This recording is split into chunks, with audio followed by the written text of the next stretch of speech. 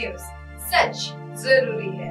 नाशिकच्या इगतपुरी मध्ये नेवासामध्ये जी वेठबिगारी कामगारांच्या संदर्भातली घटना घडली या संदर्भातला पॉइंट ऑफ इन्फॉर्मेशन या सभागृहामध्ये मी प्रसादजी लाड, प्रवीणजी दरेकर, कपिलजी पाटील, मनीषाताई कायंदे आम्ही सगळ्या सदस्यांनी घेतला होता आणि माननीय उपसभापती नीलमताई गोरे यांनी या विषयाचा गांभीर्य ओळखून हा विषय 97 मध्ये कन्वर्ट केला आणि आज त्या संदर्भातली अल्पकालीन चर्चा सभागृहामध्ये झाली। मी माननीय फडणवीस साहेबांचा आभार मानीन की त्यांनी या विषयाचा गांभीर्य ओळखून स्वतः या उत्तराला ते तयार झाले आणि त्यांनी सभागृहाला या संदर्भातली माहिती आणि उत्तर दिलं। कारण हा विषय जर आपण लक्षात घेतला तर वेठबिगारींच्या वरती जो होणारा अत्याचार असेल त्याच्यामध्ये कातकरी समाज जो बऱ्यापैकी बरडला जातो त्यांच्यावरती मोठ्या प्रमाणात अन्याय होतो, याच्यामध्ये एक नेक्सस काम करतं। मग ज्याच्यामध्ये गृह खात्यातले काही अधिकारी असतील, पोलीस पाटील असतील, रेव्हेन्यूमधले काही अधिकारी असतील आणि त्याच्यामुळे शासनाकडनं योग्य अशी कारवाई होण्याच्या दृष्टिकोनाने सन्माननीय उपमुख्यमंत्री फडणवीस साहेब यांनी या संदर्भातलं उत्तर दिलं।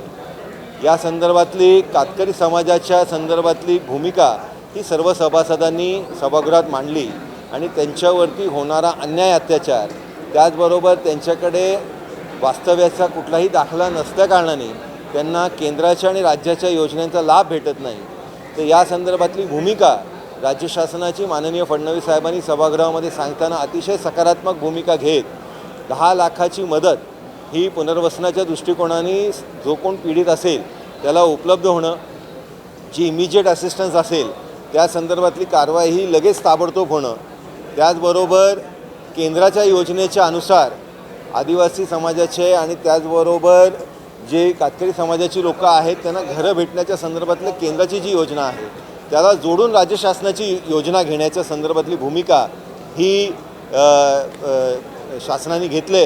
या संदर्भातली माहिती माननीय फडणवीस साहेबांनी दिली। कारण केंद्र शासनाला ओव्हरलॅपिंग राज्य शासनाची योजना होऊ नये या दृष्टिकोनाने हा उल्लेख माननीय फडणवीस साहेबांनी केला।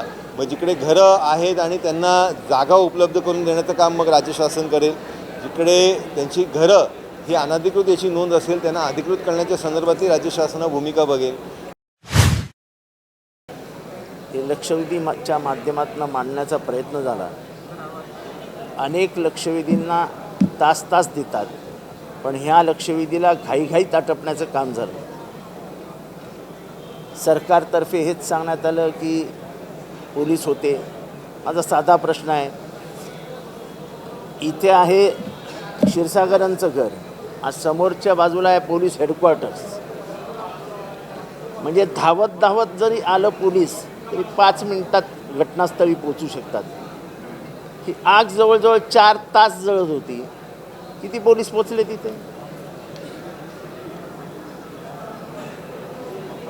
एका गावामध्ये 200 माणसं जमा होतात आणि पोलिसांना संशय येऊ नये असं कधी झालंय का? प्रकाशदादा सोळंकेंचं घर लांब आहे, 5000चा मॉब चालत जातोय, हे पोलिसांना कळलं नसेल का? तेव्हा ह्या दोघांची घरं जाळणं हे राजकीय षडयंत्र होतं आणि ते दाबून टाकण्याचा प्रयत्न आज सरकारने अध्यक्षांच्या मार्फत केला असेल किंवा काय मला माहीत नाही, पण या लक्षवेधीवर चर्चाच करू दिली नाही।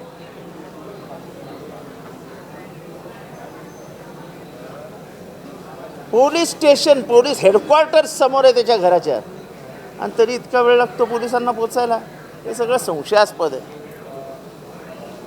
हे कोणातरी वाचवण्याचं काम चालू आहे आणि ह्याच्यात राजकीय षडयंत्र आहे।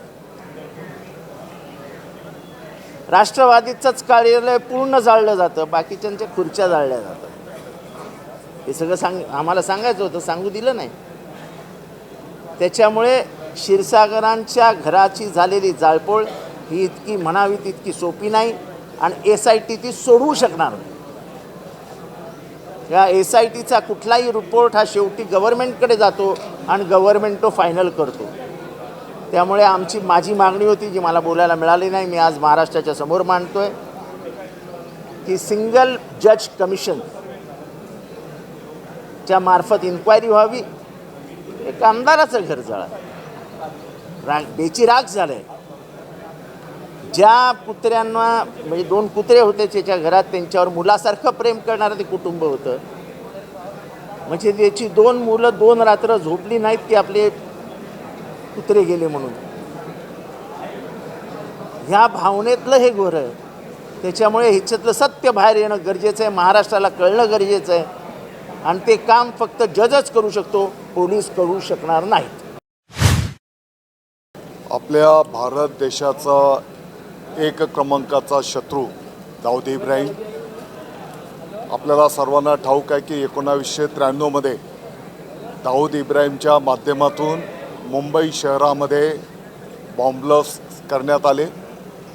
साधारणतः 250पेक्षा जास्त निरपराध लोकांचं दुःखद निधन झालं आहे. 700 निरपराध लोक त्या ठिकाणी जखमी झाले, हे आपल्या सगळ्यांना ज्ञात आहे. आणि या कटामध्ये प्रमुख आरोपी असलेला सलीम कुत्ता हा दाऊद इब्राहिमचा प्रमुख शूटर, ज्याने या बॉम्बस्फोटची अंमलबजावणी केली.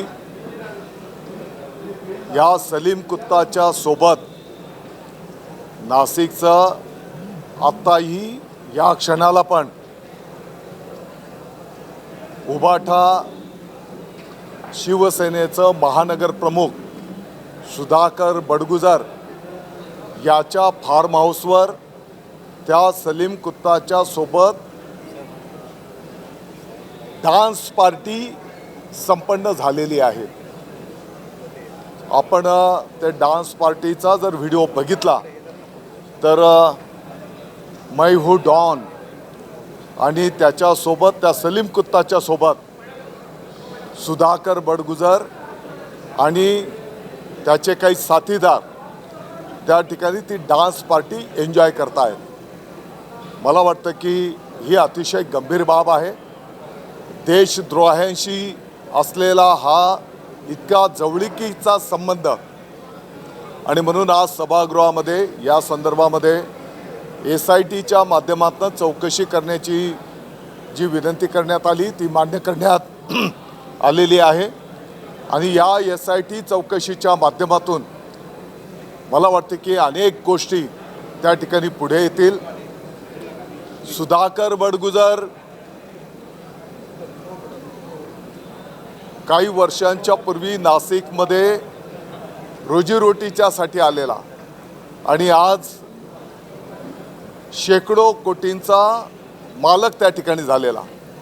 आणि म्हणून एवढा पैसा कुठून आला, ते हा पैसा अतिरेक्यांना पुरवतात का?